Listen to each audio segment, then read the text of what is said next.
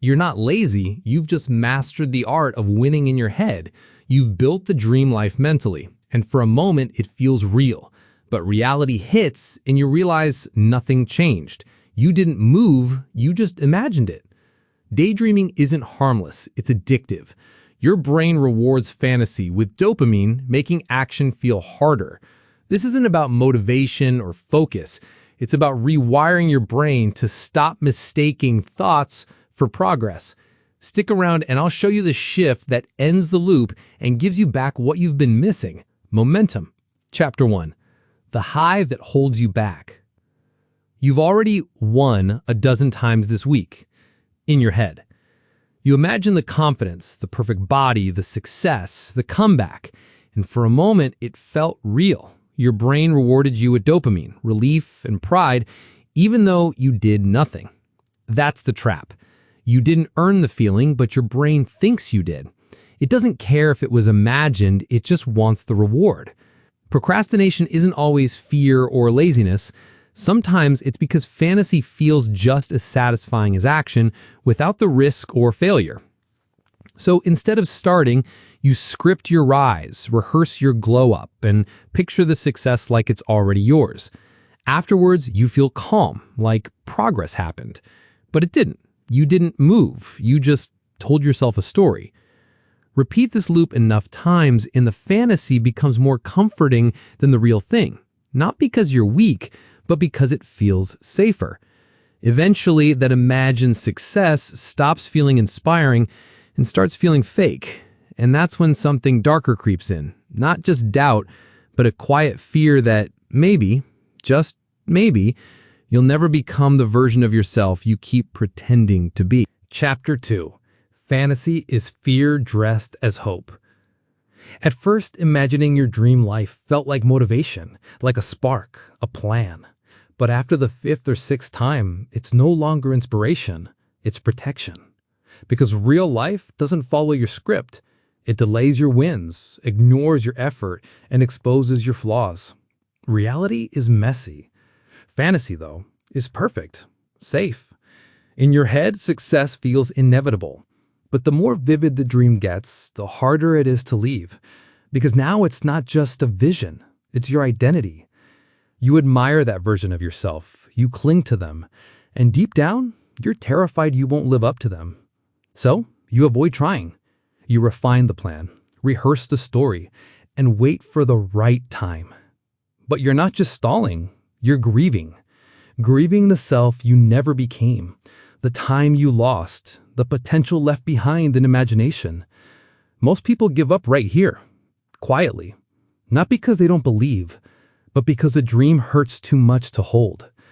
But if you're still here, there's still a spark. Beneath the guilt, the fear, the doubt, something in you still wants to move. Let's rebuild from that. Chapter 3. Closing the gap between who you are and who you pretend to be. You've read the books, watched the videos, made the plans. You know exactly who you want to be, but you're not living like them. You're echoing their lines, but never stepping into their life. And with every delay, the gap between who you are and who you're meant to be gets wider. That gap, the identity gap, is where your guilt and frustration grow. Because you've seen what's possible. You've imagined the ideal you, but your actions haven't changed. Same distractions, same patterns, same excuses. And that hurts more than failure, because at least failure means effort. This is silence.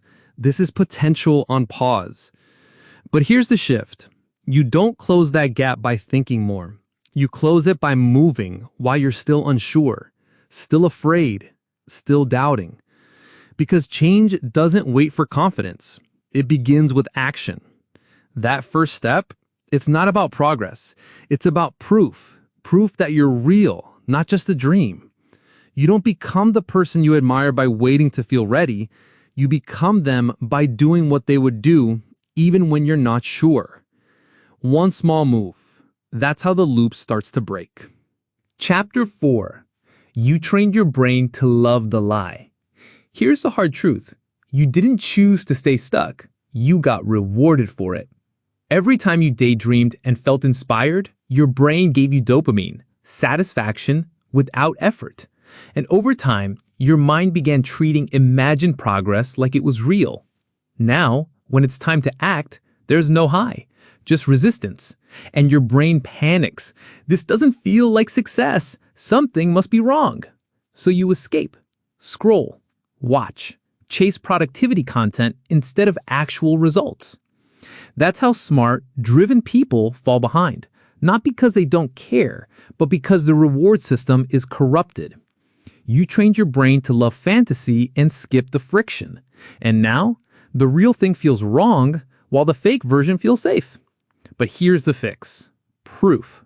Not plans, not mantras. Start with something real, even if it's small. 10 minutes of focus, one hard conversation, one boring task completed. Because when your brain starts associating reward with movement, not imagination, everything begins to shift. That's how you start breaking the loop. Chapter 5. The comeback is a quiet choice. There's a moment no one talks about. No big win, no epic soundtrack, just you, sitting alone, no motivation, just that quiet ache in your chest whispering, "This isn't the life I said I'd live." That's the real turning point. Not a grand comeback, just the moment you stop protecting the fantasy and finally face reality. I remember mine. It was late, 11:43 p.m. I had the perfect content plan, the vision, the strategy, but nothing was made. That night, I opened my notes app and wrote 3 real lines. No setup, no dopamine rush, just silence. But in that silence, I felt something shift. Not a breakthrough, but a new direction. That's all it takes. Not a revolution, a reversal. From overthinking to action, from imagining to moving. If you're still here, you already know your move. Stop thinking about it. Stop rehearsing how it'll feel. Just move. Because that dream version of you, he's fading. You don't become him by waiting. You become him by acting. Real change doesn't start with clarity. It starts with motion. Small, uncomfortable, real. And with that, clarity follows.